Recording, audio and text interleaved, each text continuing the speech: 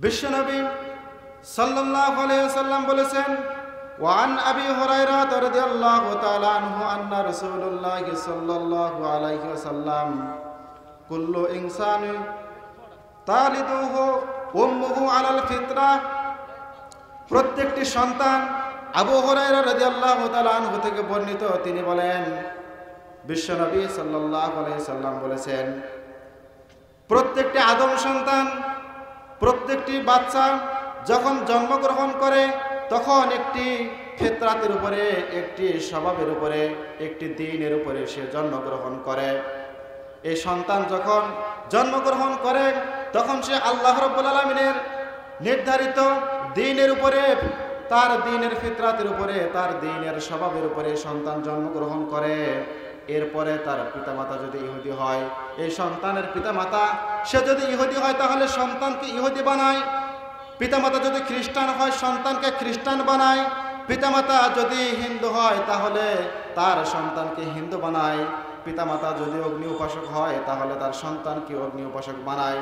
আর যদি তার পিতামাতা যদি মুসলিম হয় তাহলে সে তার সন্তানকে মুসলিম বানায়। পিতামাতা যদি সঠিকভাবে তার সন্তানকে যদি পরিচালনা করে, পিতামাতা যদি খাঁটি মুসলমান হয় তাহলে তার সন্তানকে খাঁটি মুসলমান বানাতে পারে। আর যদি পিতামাতা যদি মুনাফিক মার্কা মুসলমান হয় তাহলে তার সন্তানকে মুনাফিক বানায়, তার সন্তানকে তার যে আচরণ সে আচরণের সাথে তার সন্তানকে লালন পালন করে। সম্মানিত উপস্থিতি, আমরা যদি লক্ষ্য করি বাংলাদেশের পরিবারগুলোতে যদি লক্ষ্য করি, এমন পরিবারের কোনো অভাব নাই যেই পরিবারে সন্তান, পিতা মাতা, ছেলে মেয়ে সবাই একসাথে বসে স্টার জলসা দেখে, টেলিভিশন দেখে, তারা অশ্লীল ভিডিও দেখে, তারা বিভিন্ন ধরনের খারাপ আয়োজনগুলোর সাথে সন্তানদেরকে সম্পৃক্ত করে, মদের আড্ডায় সন্তানকে নিয়ে যায়, নানানভাবে সন্তানগুলোকে পারিবারিকভাবে সঠিক শিক্ষা দিতে পারে না, তাদের সন্তানগুলোকে সঠিকভাবে তারা প্রতিপালন করতে পারে না, তার সন্তানগুলোকে তারা নামাজি বানাইতে পারে না। বরং আমরা লক্ষ্য করি পিতামাতা যেমন বেনামাজি হয় সন্তানগুলো তেমন বেনামাজি হয়। পিতামাতা সন্তানগুলোকে যখন পরীক্ষা থাকে বা বিভিন্ন সময় কিংবা সন্তানকে ভালোবেসে, এই পিতামাতাগুলো সন্তানকে বিভিন্ন সময় রোজা রাখতে দেয় না, রমজান মাসে ফরজ রোজা পালন করতে দেয় না। সন্তানের স্বাস্থ্য খারাপ হবে, তার পরীক্ষা খারাপ হবে, এ ধরনের নানান ধরনের মিথ্যা অজুহাত দিয়ে সন্তানগুলোকে তারা ভুল শিক্ষা দেয়, ইসলামের আদব থেকে দূরে রাখে, তাদের সন্তানগুলোকে তারা সঠিক রাস্তা থেকে বিরত রাখে, সন্তানগুলোকে তারা গঠন করতে পারে না। এই জন্য আজকে আমাদের জন্য সবচাইতে বেশি প্রয়োজন আমাদের সন্তানগুলোকে সঠিক শিক্ষা দেওয়া, পারিবারিক শিক্ষা দেওয়া, আমাদের সন্তানগুলোকে আদর্শিক শিক্ষাদানের মাধ্যমে এই সন্তানগুলোকে একজন নেককার সন্তান হিসেবে লালন পালন করা আমাদের দায়িত্ব। আল্লাহ রাব্বুল আলামিন কোরআনুল কারীমের মধ্যে কিভাবে সন্তানগুলোকে নেক সন্তান বানানো যায়, কিভাবে সন্তানগুলোকে ভালো সন্তান বানানো যায়, কিভাবে সন্তানগুলোকে চক্ষু শীতলকারী সন্তান হিসেবে লালন পালন করা যায়, আল্লাহ রাব্বুল আলামিন কোরআনুল কারীমের মধ্যে স্পষ্ট করে বর্ণনা করে দিয়েছেন। আল্লাহ রাব্বুল আলামিন যা বলছেন আমরা সেখান থেকে কিছু কথা বলবো এবং শুনবো ইনশাআল্লাহ। সকলে আমার সাথে তেলাওয়াত করুন। আউযু বিল্লাহি মিনাশ শাইতানির রাজিম। বিসমিল্লাহির রাহমানির রাহিম। ওয়ালাকাদ আতাইনা লুকমানাল হিকমাতা আনিশকুর লিল্লাহ ওয়া মান ইয়াশকুর ফাইন্নামা ইয়াশকুরু লিনাফসিহি ওয়া মান কাফারা ফাইন্নাল্লাহা গানিয়্যুন হামিদ। ওয়া ইয ক্বালা লুকমানু লিবনিহি ওয়া হুয়া ইয়াইযুহু ইয়া বুনাইয়া লা তুশরিক বিল্লাহ ইন্নাশ শিরকা লাযুলমুন আযীম। ওয়া ওয়াসাইনাল ইনসানা বিওয়ালিদাইহি হামালাতুহু উম্মুহু ওয়াহানান আলা ওয়াহানিন ওয়া ফিসালুহু ফি আমাইন وفصاله في عامين أن اشكر لي ولوالديك إلي المصير وإن جاهداك على أن تشرك بما ليس لك به علم فلا تطعهما وصاحبهما في الدنيا معروفا واتبع سبيل من أناب إلي ثم إلى مرجعكم فأنبئكم بما كنتم تعملون صدق الله العظيم আল্লাহ রাব্বুল আলামিন ইরশাদ করেছেন ওয়ালাকাদ আতাইনা লুকমানাল হিকমাতা আনিশকুরু লিল্লাহ। আল্লাহ রাব্বুল আলামিন লোকমানকে হিকমত শিক্ষা দান করেছেন, জ্ঞান বিজ্ঞান শিক্ষা দান করেছেন। আর আল্লাহ পাকের পক্ষ থেকে জ্ঞান এবং বিজ্ঞান শিক্ষা লাভ করে হযরতে লোকমান তার রবের শুকরিয়া আদায় করলেন। আল্লাহ পাক বলছেন, যে ব্যক্তি শুকরিয়া আদায় করে প্রকৃতপক্ষে সে তার নিজের আত্মার কৃতজ্ঞতা স্বীকার করে। আর যে ব্যক্তি শুকরিয়া আদায় করে না, যে ব্যক্তি আল্লাহর প্রশংসা করে না, তার জেনে রাখা উচিত আল্লাহ রাব্বুল আলামিন হচ্ছেন সম্পদশালী এবং নিজের প্রশংসায় তিনি নিজেই প্রশংসিত। প্রথম আয়াত যা তেলাওয়াত করেছি, প্রথম আয়াত এর সরল অনুবাদ হচ্ছে এটা। আমরা আলোচনা করে সামনের দিকে অগ্রসর হই যতটুকুন পারা যায়। আল্লাহ রাব্বুল আলামিন তার এই নগণ্য গোলামকে যতটুকুন কথা বলার তৌফিক দান করবেন ততটুকুন বলতে পারবো। সুবহানাকা লা ইলমা লানা ইল্লা মা আল্লামতানা। প্রিয় উপস্থিতি, আল্লাহ পাক হযরতে লোকমানের কথা বলছেন, জেনেই নেওয়া দরকার লোকমান যার কথা আল্লাহ পাক কোরআনের মধ্যে উল্লেখ করছেন তিনি কে ছিলেন। হযরতে লোকমান তার পরিচয় সম্পর্কে আলেমগণের মধ্যে কিছু মতপার্থক্য ছিল। হযরতে লোকমান নবী ছিলেন নাকি একজন নেককার বান্দা ছিলেন, এ ব্যাপারে আলেমদের মধ্যে কিছুটা মতপার্থক্য রয়েছে।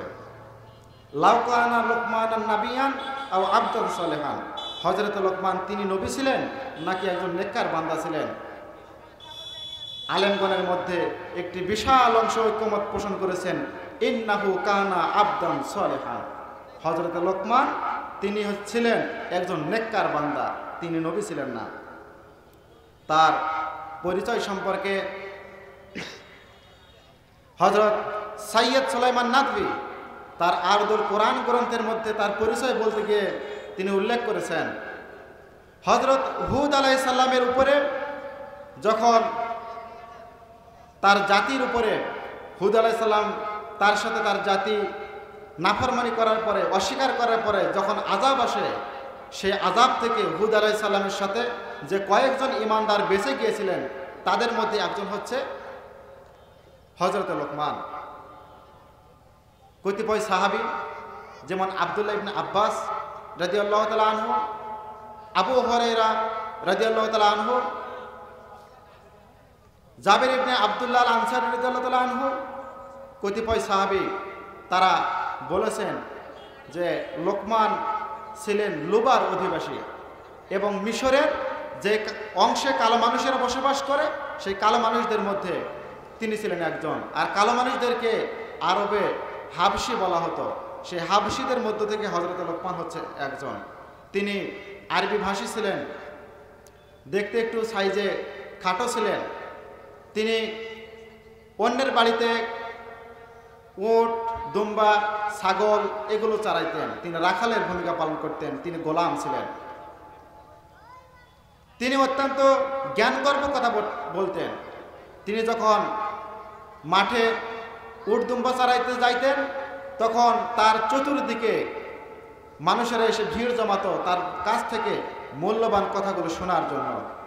এবং এই সংবাদ যখন তার মালিকের কাছে গেল তখন তার মালিক তাকে বিভিন্নভাবে পরীক্ষা করে দেখলেন যে আসলে হযরত লোকমান সে কত বড় জ্ঞানী। এবং তার জ্ঞানের পরীক্ষা নেওয়ার পরে তার মনিব তার জ্ঞানের স্বীকৃতি দিলেন এবং তার জ্ঞানের স্বীকৃতি দিয়ে তাকে গোলামি থেকে মুক্তি দান করেছেন।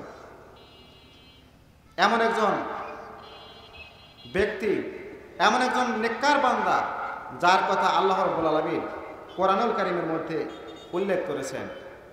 হযরত লোকমান তার জ্ঞান যে আল্লাহ রাব্বুল আলামিন তার পক্ষ থেকে যে জ্ঞান হযরত লোকমান পেয়েছেন, সেই জ্ঞানের শুকরিয়া তিনি আদায় করলেন, আল্লাহ রাব্বুল আলামিনের একনিষ্ঠ বান্দায় পরিণত হলেন।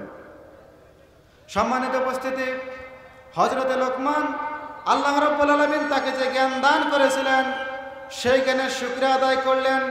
শুকরিয়া আদায় করার কারণে আল্লাহ রাব্বুল আলামিন হযরত লোকমানের সম্মান কত বেশি বাড়াইয়ে দিলেন লক্ষ্য করেন।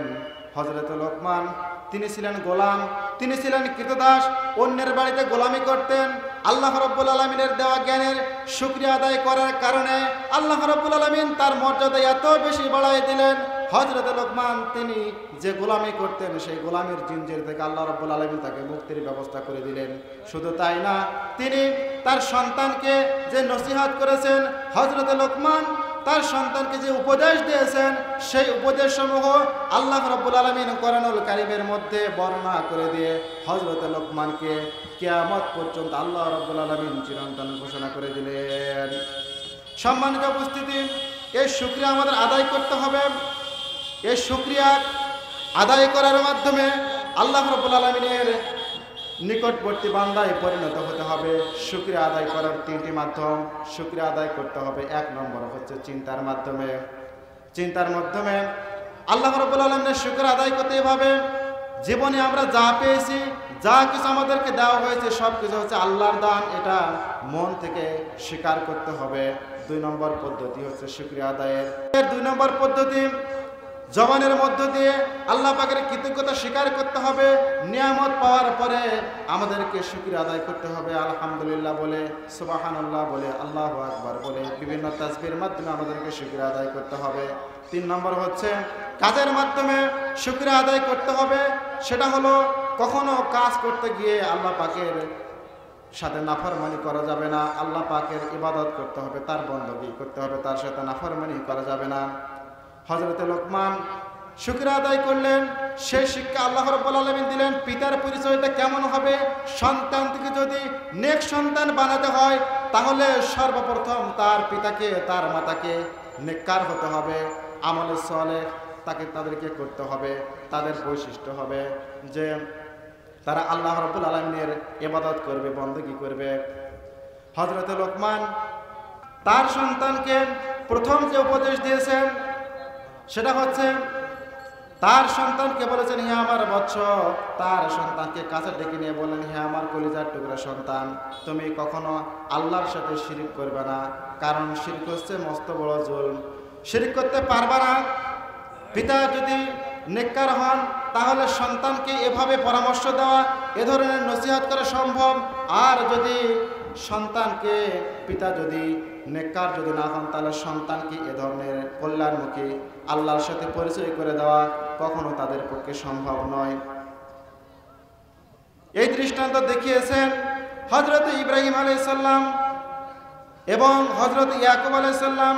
তাদের সন্তানকে কিভাবে তারা উপদেশ দিয়েছেন আল্লাহ রাব্বুল আলামিন কোরআনের মধ্যে বলছেন, ওয়াসাসা বিহা ইব্রাহিমু বিবানিহি ওয়া ইয়াকুব ইয়া বানিয়া ইন্নাল্লাহা আস্তাফা লাকুমুদ-দীনা ফালা তামুতুন্না ইল্লা ওয়া আনতুম মুসলিমুন। ইব্রাহিম আলাইহিস সালাম এবং ইয়াকুব আলাইহিস সালাম তাদের সন্তানকে বললেন, তোমরা এক আল্লাহর ইবাদত করো, দাসত্ব করো, তার ইবাদত করো, বندگی করো। তোমরা মৃত্যুবরণ করার আগে মুসলমান না হয়ে মৃত্যুবরণ করো না। সুতরাং সন্তানকে জন্মগ্রহণের পর তাকে যদি ভালো বানাবার যদি চেষ্টা থাকে তাহলে প্রথম আল্লাহ রাব্বুল আলামিনের সাথে পরিচয় করাই দিতে হবে, তার তাওহীদের সাথে, তার একত্ববাদের সাথে পরিচয় করাই দিতে হবে। তার আগে পূর্ব শর্ত হলো পিতামাতাকে তাওহীদের সাথে পরিচিত থাকতে হবে। পিতামাতাকে আল্লাহর সাথে সম্পর্ক রাখতে হবে, একনিষ্ঠ আল্লাহর গোলামে পরিণত হতে হবে এবং এরপরেই সন্তানকে আল্লাহর সাথে পরিচয় করাই দিতে হবে। সম্মানিত উপস্থিতি, আমরা যদি সন্তানগুলোকে নেক সন্তান হিসেবে পরিচিত আমরা যদি গঠন করতে চাই, নেক সন্তান হিসেবে যদি আমরা তৈরি করতে চাই, যে সন্তানের কথা থেকে, তার সালাম থেকে, তার মুআমালাত থেকে, আচরণ থেকে, চরিত্র থেকে, ইবাদত থেকে, তেলাওয়াত থেকে আমাদের হৃদয়টা প্রশান্ত হবে, এমন সন্তান তৈরি করার জন্য আমাদেরকে ভূমিকা পালন করতে হবে। সন্তানগুলোকে আদর্শিক প্রতিষ্ঠানের সাথে সম্পৃক্ত করাতে হবে। যেখানে গেলে দ্বীনের শিক্ষা পাওয়া যায়, যেখানে গেলে সুশিক্ষা পাওয়া যায়, কোরআন এবং হাদিসের জ্ঞান অর্জন করা যায়, সে ধরনের আয়োজনের সাথে সম্পৃক্ত রাখতে হবে। আসুন আল্লাহ রাব্বুল আলামিন যেন আমাদেরকে সেই ধরনের ভূমিকা পালন করার তৌফিক দান করেন, সেই ধরনের সন্তান হিসেবে নিজেদেরকে প্রস্তুত করার তৌফিক দান করেন, সেই ধরনের পিতামাতার হিসেবে ভূমিকা পালনের তৌফিক দান করেন বলে আল্লাহুম্মা আমিন। সকলের সুস্বাস্থ্য দীর্ঘায়ু কামনা করে আমার জন্য দোয়া চেয়ে নিয়ে